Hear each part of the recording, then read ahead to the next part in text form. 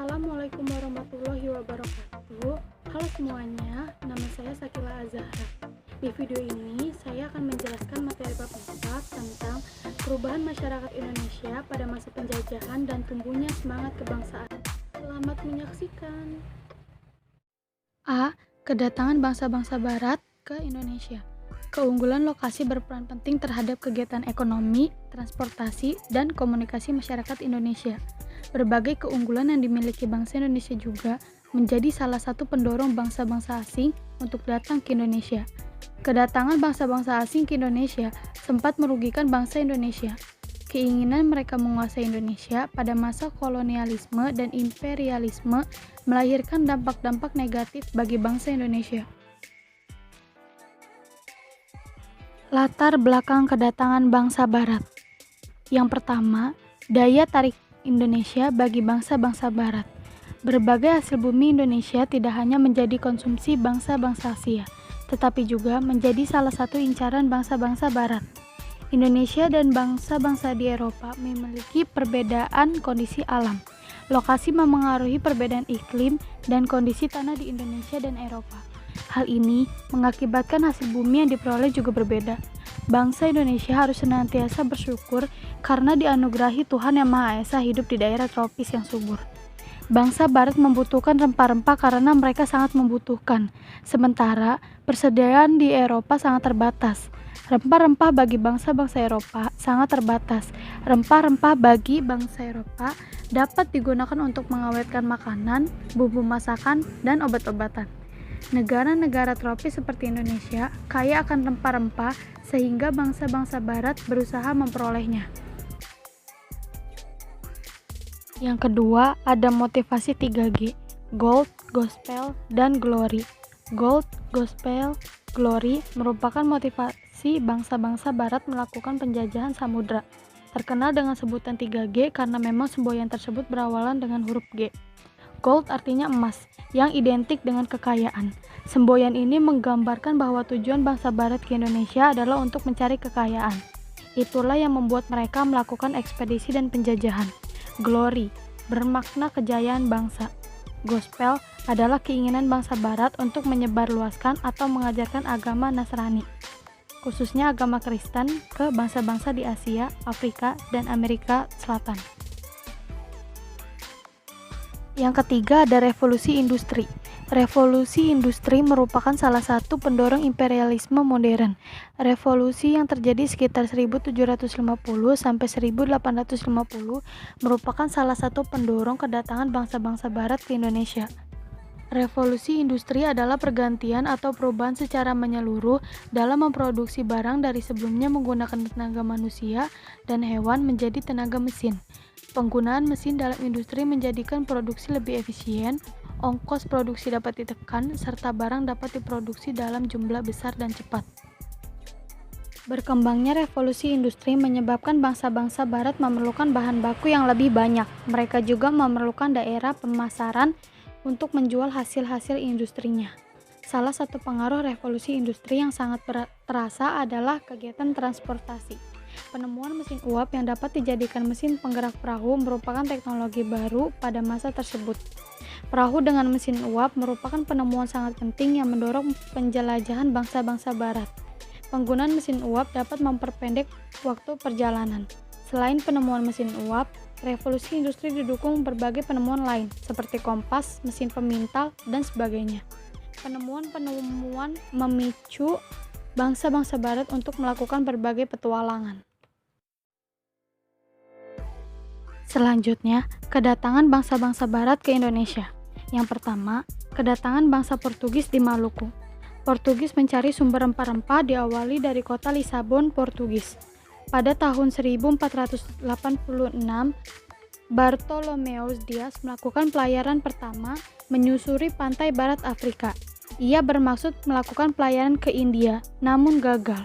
Portugis mencapai Malaka pada tahun 1511 di bawah pimpinan Alfonso de Albuquerque.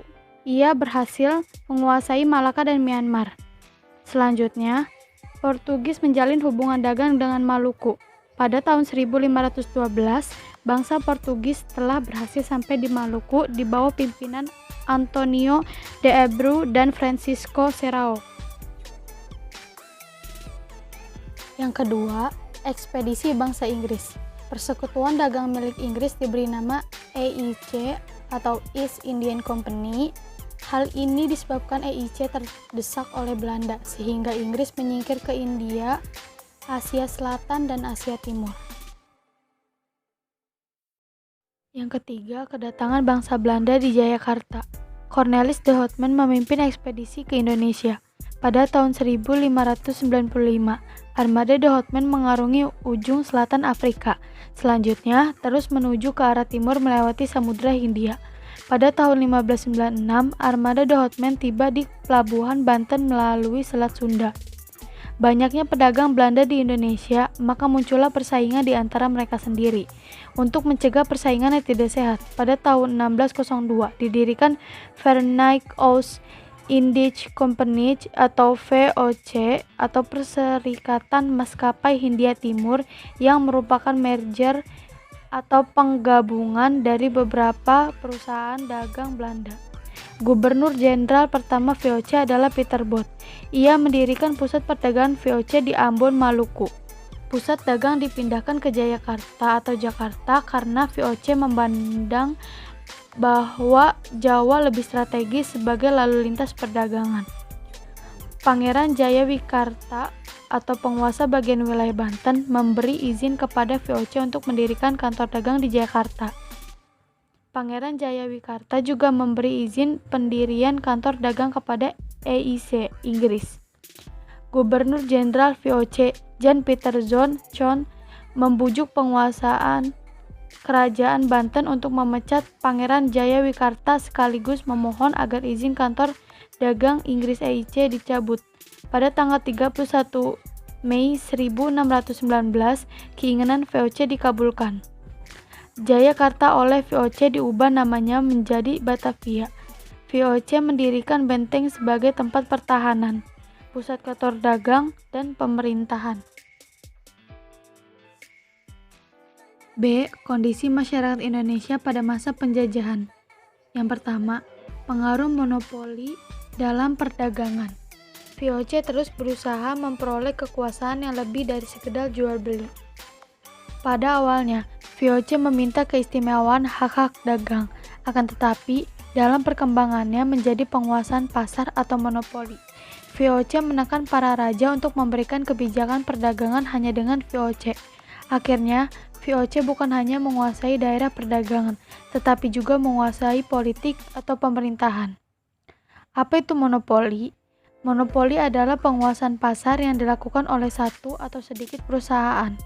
Bagi pelaku perusahaan, monopoli sangat menguntungkan karena mereka dapat menentukan harga beli dan harga jual. Kerajaan-kerajaan di Indonesia membiarkan VOC memonopoli perdagangan. Itu terjadi karena keterpaksaan. Belanda memaksa kerajaan-kerajaan di Indonesia untuk menandatangani kontrak monopoli dengan berbagai cara. Caranya adalah politik adu domba atau dikenal Divide et Impera. Adu domba yang dilakukan Belanda dapat terjadi terhadap kerajaan yang satu dengan kerajaan yang lain atau antar pejabat kerajaan. Tujuan Belanda melakukan adu domba, Belanda berharap akan terjadi permusuhan antar bangsa Indonesia sehingga terjadi perang antar kerajaan. Seusai perang, Belanda biasanya meminta imbalan berupa monopoli perdagangan atau penguasaan atas beberapa lahan atau daerah. Rakyat Indonesia sangat menderita. Dengan adanya monopoli, rakyat tidak memiliki kebebasan menjual hasil bumi mereka. Tokoh-tokoh peletak dasar politik, seperti Antonio van Diemen pada tahun 1635 sampai 1645, Johann Matthew Yeager dari tahun 1653 sampai 1678, Rijklof van Gons dari tahun 1678 sampai 1681, Cornelis Janson Spelman dari tahun 1681 sampai 1684. VOC mengalami kebangkrutan pada akhir abad 18. Korupsi dan manajemen perusahaan yang kurang baik menjadi penyebab utama kebangkrutan VOC. Akhirnya, tanggal 13 Desember 1799 VOC dibubarkan. Mulai tanggal 1 Januari 1800, Indonesia menjadi jajahan pemerintah Belanda atau sering disebut masa pemerintahan Hindia Belanda. Pengaruh kebijakan kerja paksa.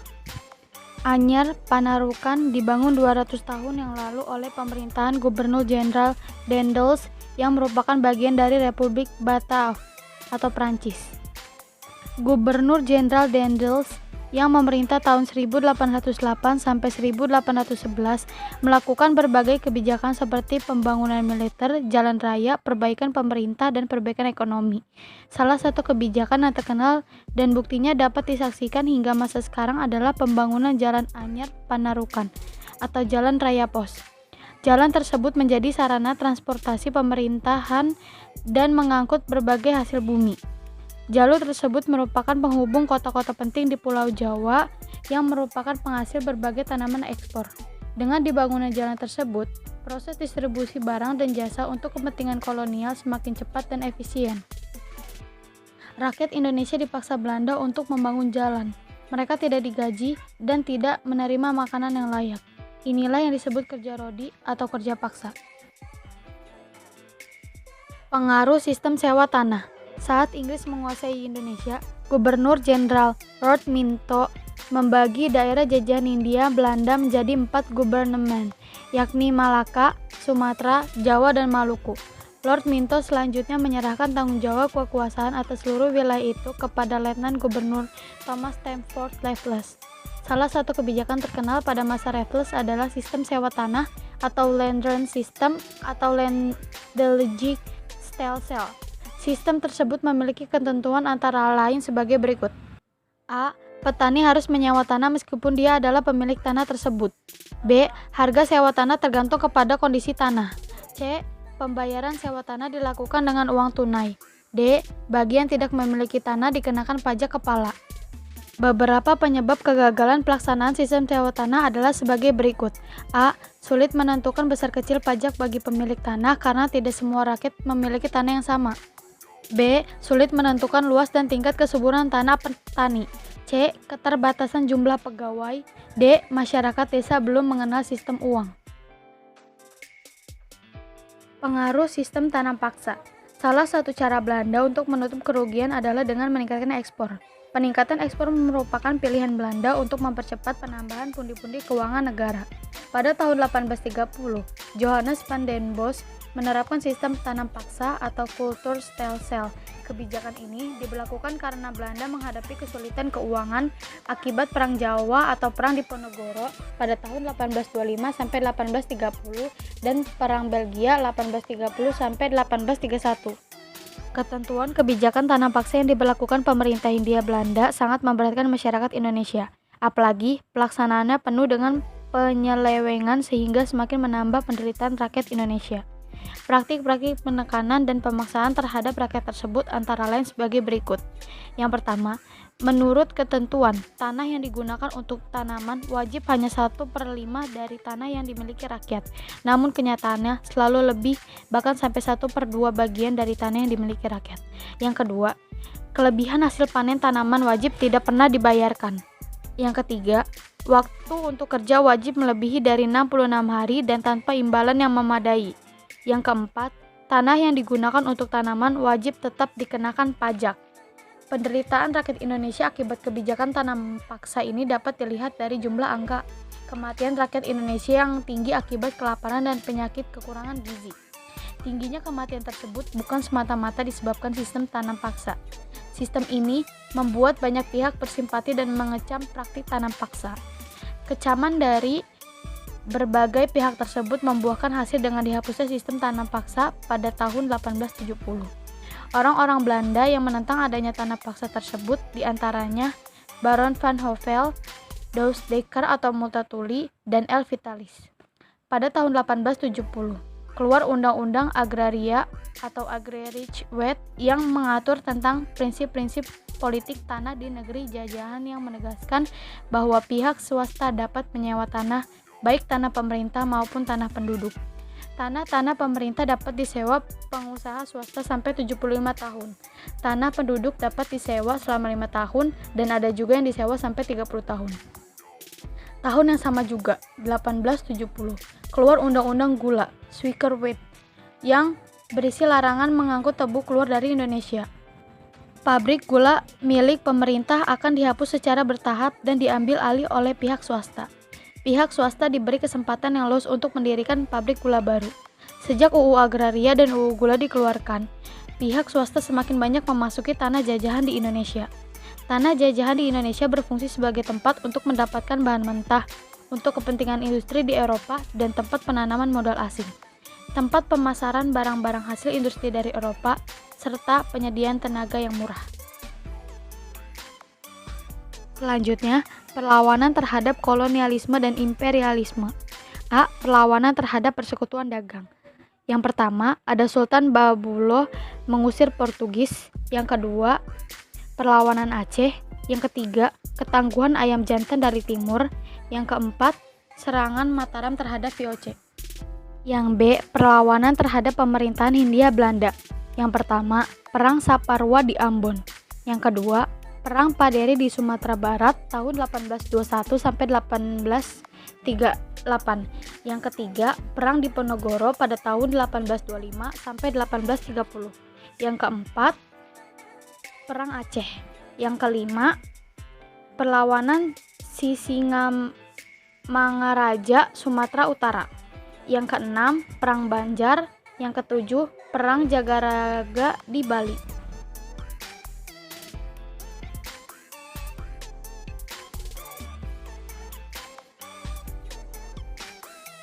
C. Tumbuh dan berkembangnya semangat kebangsaan.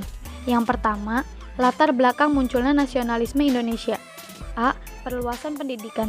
Pemerintahan Hindia Belanda menerapkan kebijakan politik etis pada tahun 1901, yaitu dalam bidang irigasi atau pengairan, emigrasi atau transmigrasi, dan edukasi atau pendidikan. Pendidikan menyebabkan terjadinya transformasi ide dan pemikiran yang mendorong semangat pembaharuan masyarakat. Pada masa sekarang, kalian harus senantiasa berupaya meningkatkan kualitas pendidikan. B. Kegagalan perjuangan di berbagai daerah. Salah satu penyebab kegagalan perjuangan tersebut adalah perlawanan yang bersifat kedaerahan. Memasuki abad 20, corak perjuangan bangsa Indonesia berubah dari sifat kedaerahan menuju perjuangan yang bersifat nasional. C. Rasa senasib sepenanggungan. Tekanan pemerintah Hindia Belanda pada bangsa Indonesia telah memunculkan perasaan kebersamaan rakyat Indonesia sebagai bangsa terjajah. Hal inilah yang mendorong tekad bersama untuk menghimpun kebersamaan dalam pergerakan kebangsaan Indonesia. D. Perkembangan organisasi etnis, kedaerahan, dan keagamaan. Jong Islam Mintenbon atau JIP didirikan tanggal 1 Januari 1925 di Jakarta dengan Ketua Raden Sam. Muhammadiyah didirikan KH Ahmad Dahlan tanggal 18 November 1912 di Yogyakarta. Nahdlatul Ulama atau NU didirikan oleh para kiai pada tanggal 31 Januari 1926 di Jawa Timur dengan pimpinan pertama KHM Hashim Asy'ari. Kaum wanita juga aktif berperan dalam berbagai organisasi, baik organisasi sosial maupun politik. R.A. Kartini adalah putri Bupati Jepara, Jawa Tengah yang memperjuangkan emansipasi atau persamaan derajat antara laki-laki dan perempuan. Beliau mendirikan sekolah khusus untuk perempuan. Berkembangnya berbagai paham baru. Paham-paham baru seperti pan-islamisme, nasionalisme, liberalisme, sosialisme, dan demokrasi menjadi salah satu pendorong pergerakan nasional Indonesia. Paham-paham tersebut mengajarkan bagaimana langkah-langkah memperbaiki kondisi kehidupan bangsa Indonesia. Dan F. Berbagai peristiwa dan pengaruh dari luar negeri. Yang pertama, kemenangan Jepang atas Rusia pada tahun 1905. Pada tahun 1904 sampai 1905 terjadi peperangan Jepang melawan Rusia. Rusia adalah bangsa Eropa, sedangkan Jepang adalah bangsa Asia. Tentara Jepang berhasil mengalahkan Rusia dan menjadi inspirasi negara-negara lain bahwa orang Asia bisa mengalahkan bangsa Jepang. Bangsa Asia pun semakin yakin mampu melawan penjajah. Yang kedua, berkembangnya nasionalisme di berbagai negara. Pada abad 20, negara-negara terjajah di Asia dan Afrika menunjukkan perjuangan pergerakan kebangsaan. Contohnya di India, wilayah jajahan Inggris, muncul pergerakan dengan tokoh-tokohnya Mahatma Gandhi dan Muhammad Ali Jinnah. 2. Organisasi Pergerakan Nasional Indonesia. Kebangkitan nasional yaitu masa lahirnya kesadaran bangsa Indonesia untuk berjuang bersama-sama dalam mengusir penjajahan. Tanggal 20 Mei 1908 merupakan hari lahir Budi Utomo, organisasi modern pertama di Indonesia yang menjadi tonggak pergerakan nasional. Bagaimana organisasi lainnya? Yang pertama ada Budi Utomo. Pada awal abad 20, sekolah kedokteran bernama Stovia terdapat di Batavia. Para tokoh mahasiswa kedokteran sepakat untuk memperjuangkan nasib rakyat Indonesia dengan memajukan pendidikan rakyat. Pada tanggal 20 Mei 1908, mereka sempat mendirikan sebuah organisasi bernama Budi Utomo atau BU dan memilih Dr. Sutomo sebagai ketua. Tokoh lain pendiri Budi Utomo adalah Gunawan, Cipto Mangunkusumo, dan R.T. Aryo Tirtokusumo. Yang kedua ada Sarekat Islam. Pada tahun 1911 didirikannya Serikat Dagang Islam atau SDI oleh K.H. Samanhudi dan R.M. Tirto Adi Suryo di Solo. Tujuan utama pada awalnya adalah melindungi kepentingan pedagang pribumi dari ancaman pedagang Tiongkok. Dalam Kongres di Surabaya, tanggal 30 September 1912, SDI berubah nama menjadi Sarekat Islam atau SI. Perubahan nama dimaksudkan agar kegiatan organisasi lebih terbuka ke bidang-bidang lain, tidak hanya perdagangan. Pada tahun 1913, SI dipimpin oleh Haji Umar Said Cokroaminoto. Perjuangan SI sangat menarik karena kegiatan yang membela rakyat. Tahun 1915, jumlah anggota SI mencapai 800.000 orang. Ketiga, Indich Parties atau IP. Indich Parties adalah partai politik pertama di Indonesia. Pendiri IP yang terkenal dengan sebutan 3 serangkai yakni Lousteker, R.M. Suwardi Suryaningrat, dan Dr. Cipto Mangunkusumo. IP dideklarasikan tanggal 25 Desember 1912. Tujuan IP sangat jelas, yakni mengembangkan semangat nasionalisme bangsa Indonesia. Keanggotaannya pun terbuka bagi semua golongan tanpa memandang suku, agama, dan ras.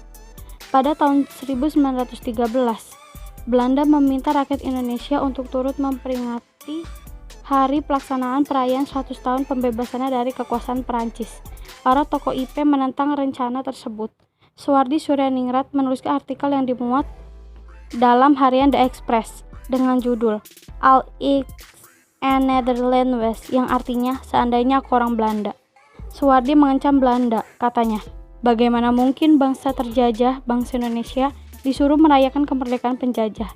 Pemerintah Belanda marah dengan sikap para tokoh IP. Yang keempat ada Perhimpunan Indonesia atau PI. Semula bernama Indische Vereniging. PI didirikan oleh orang-orang Indonesia di Belanda pada tahun 1908. Pada tahun 1922, Indische Vereniging merubah nama menjadi Indonesianische Vereniging dengan kegiatan utama politik. Pada tahun 1925 berubah menjadi Perhimpunan Indonesia atau PI. Nama majalahnya Hindia Putra yang kemudian berubah menjadi Indonesia Merdeka. Tujuan utama PI adalah mencapai Indonesia merdeka, memperoleh suatu pemerintahan Indonesia yang bertanggung jawab kepada seluruh rakyat. Tokoh-tokoh PI adalah Muhammad Hatta, Ali Sastroamidjojo, Abdul Majid Djoyoadiningrat, Iwa Kusumantri, dan lain-lain. Manifesto 1925 sangat menggugah kesadaran bangsa Indonesia, serta sangat memengaruhi pola pergerakan nasional bangsa Indonesia. Gagasan Manifesto 1925 terrealisasi saat Sumpah Pemuda diikrarkan pada 28 Oktober 1928. Kongres 41 dilaksanakan pada tanggal 30 April sampai 2 Mei 1926 di Jakarta. Kongres ini berhasil membentuk jaringan yang lebih kokoh untuk mempersatukan diri yang kemudian dilanjutkan dalam Kongres Pemuda II tahun 1928. Panitia Kongres Pemuda II dibentuk tanggal 12 Agustus 1928 dengan ketuanya Sugondo Joyo Puspito. Beberapa tokoh panitia Kongres adalah Sugondo dari PPPI, Joko Marsaid, Jong Java, M. Yamin, Jong Sumatera Nenbon, Amin Syarifuddin, dan lain-lain. Kongres II diselenggarakan 27-28 Oktober 1928. Dalam kongres ini, keinginan untuk membentuk negara sendiri semakin kuat. Suasana kebangsaan benar-benar tidak bisa dibendung lagi.